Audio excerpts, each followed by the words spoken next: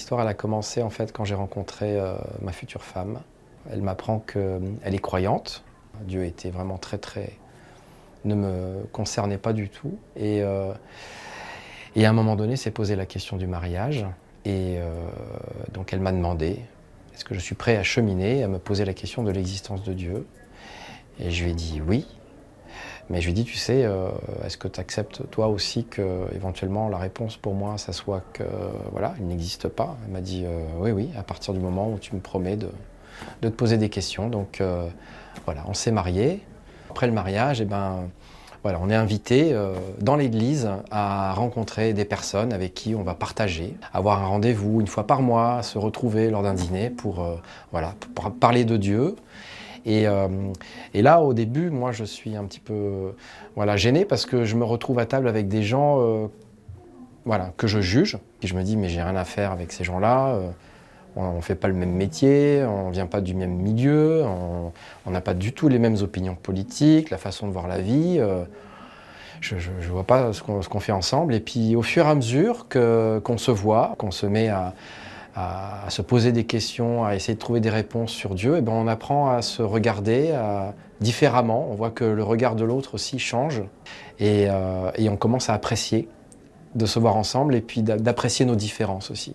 Et puis on se dit qu'on aimerait bien une fois par an, l'été, voilà, faire une retraite en famille pour voilà, partager ça aussi en famille, le vivre en couple mais aussi en famille.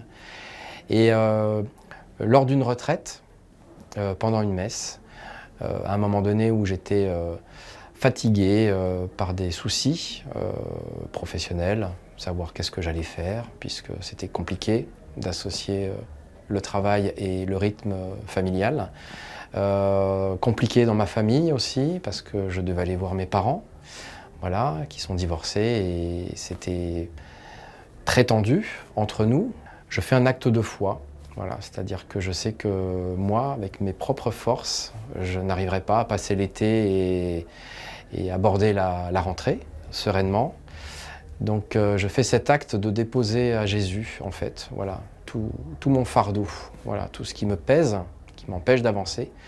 Et je lui dis, voilà, Seigneur, je te remets tout et voilà, il faut que tu m'aides. Et ce jour-là, ça a été une rencontre avec le Seigneur.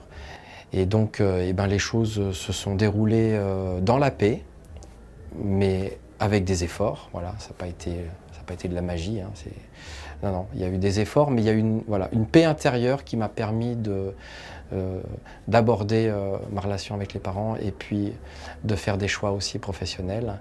Ce que j'ai reçu, c'est un nouveau regard sur moi-même, c'est-à-dire que de sentir ce regard de Jésus, qui est un regard aimant, j'ai réussi aussi à m'aimer.